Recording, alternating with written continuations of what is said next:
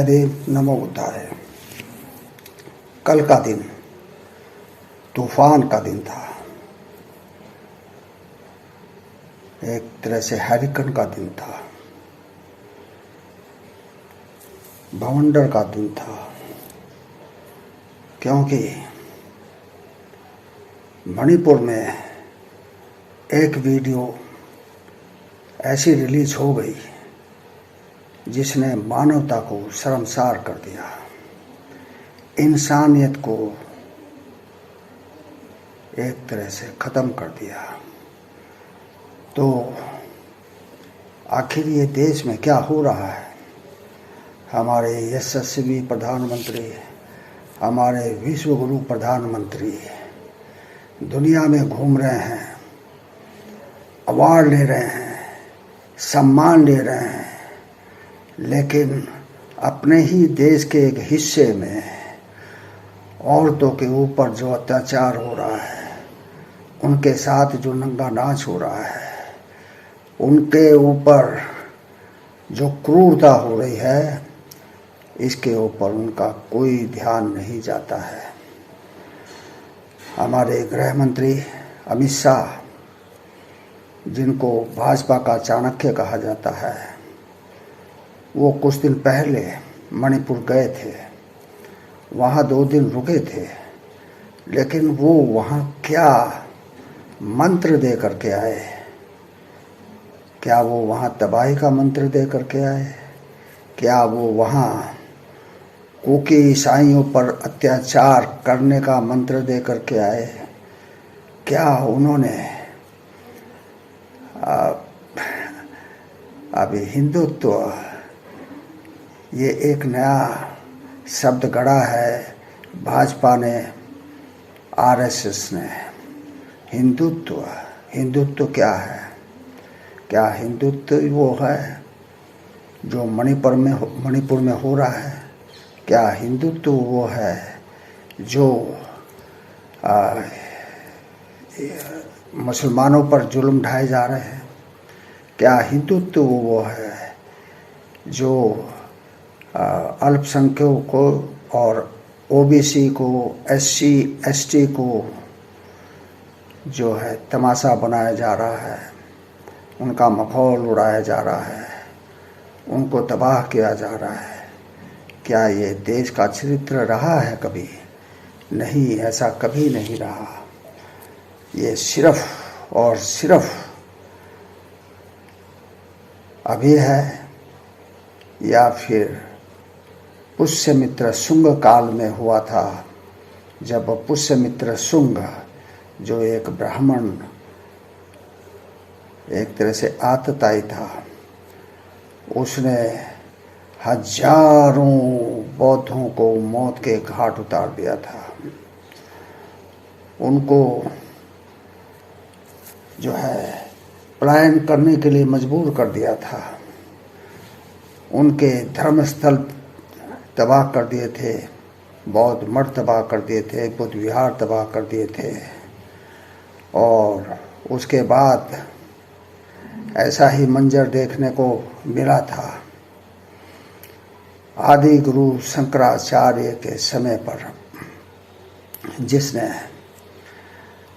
बौद्धों के मठों को ज्योतिर्लिंग में बदल दिया, बौद्धों के विहारों को जो है मंदिरों में बदल दिया, और एक तरह से भारत से बौद्ध धर्म को समाप्त कर दिया।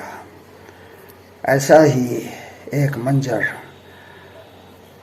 आजकल देखने को मिल रहा है, जब से हमारे यशस्वी प्रधानमंत्री श्री नरेंद्र मोदी देश की सत्ता पर आसीन हुए हैं।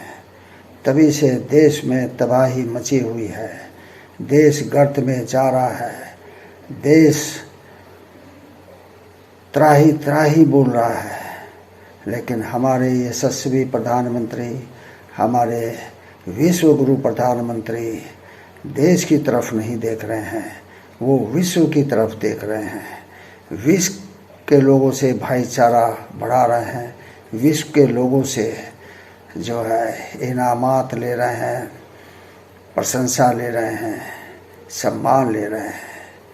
तो क्या इसीलिए वो देश के प्रधानमंत्री बने थे? क्या देश को तबाह करने के लिए, क्या देश को मटियामेट करने के लिए नरेंद्र मोदी प्रधानमंत्री बने थे? क्या हमारी जनता का बौद्धिक स्तर इतना गिर गया है कि इतनी तबाही के बावजूद, इतने नृशंस हत्याओं के बावजूद, इतने नृशंस कृत्यों के बावजूद हमारे बहुत से भारतवंशी, भारतीय प्रधानमंत्री की जयकारे लगाते हैं, प्रधानमंत्री को जो है नए युग का अवतार बताते हैं। क्या ये अवतार है? अवतार क्या ऐसे ही होता है? अवतार क्या जय श्री राम ही है? अवतार क्या बुद्ध नहीं है? अवतार क्या जीसस क्राइस्ट नहीं थे? अवतार क्या मोहम्मद साहब नहीं थे? हर एक लोगों ने यहाँ पर हमारे संसार में अपने तरह का जो है मत बनाया, अपने तरह के संस्कार लोगों को दिए। लेकिन सही संस्कार तो वही है जो भाई को भाई से मिलाए, जो भाई को भाई के लिए दिल में हमदर्दी जताए, जो अपनी माँ बहनों को, अपनी बेटियों को निर्लज्जता से बचाए, जो देश में शांति लाए, जो देश को प्रगति की राह पर ले जाए, उसी को मानवता कहते हैं, उसी को धर्म कहते हैं। इसके अलावा जो भी धर्म है, जो भी इस तरह के मत हैं जो एक दूसरे को कट्टर बनाने के लिए है, जो एक दूसरे का विरोध करने के लिए है, जो एक दूसरे को तबाह करने के लिए है, वो धर्म नहीं है, वो मजहब नहीं है, वो रिलीजन नहीं है, वो राक्षसी कृत्य है। जानवरों से भी बदतर व्यवहार है। प्रकृति ने हमें बुद्धि इसलिए नहीं दी कि हम अपने ही जैसे लोगों को तबाह करें, हम अपने ही जैसे लोगों को मारे काटें। अरे ये तो जानवरों में भी नहीं होता है। जानवर सिर्फ उसी समय किसी जानवर को अपना निवाला बनाता है जब वो भूखा होता है, जब उसे अपनी भूख मिटानी होती है, वरना तो उसके राज्य में जैसे लायन है, शेर है, चीते हैं और जानवर हैं, वो कभी भी तबाही नहीं मचाते हैं, वो कभी भी संहार इस तरह का नहीं करते हैं कि सब कुछ खत्म हो जाए। अगर सब कुछ खत्म हो जाएगा तो संसार में क्या बचेगा? हम कैसे बचेंगे? हमारा ये खूबसूरत संसार कैसे बचेगा? क्या हमें बुद्धि इसीलिए मिली है कि हम एक दूसरे का विनाश करें?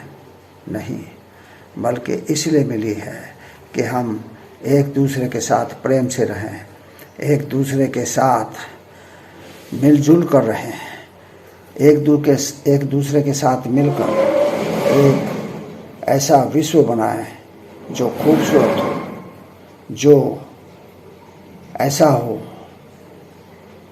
कि जिसके लिए मन लालायित होता है, प्रसन्न होता है, चाह रखता है। जो स्वर्ग की कामना हम करते हैं उसे हम इसी दुनिया में, इसी संसार में, अपने जीवन में ही बना सकते हैं। इसके अलावा स्वर्ग कहीं नहीं है। सिर्फ दोजख ही दोजख है, सिर्फ नरक ही नरक है जो हम बना रहे हैं। इसलिए दोस्तों, जागो, अपने मन को जागृत करो, अपने बुद्धि को जागृत करो, अपने देश के प्रति तुम्हारा जो कर्तव्य है उसे निभाने के लिए उठ खड़े हो जाओ और देश से हैवानियत को मिटा दो, ख़त्म कर दो, निकाल दो, देश निकाला दे दो। जय भीम, नमो बुद्धाय।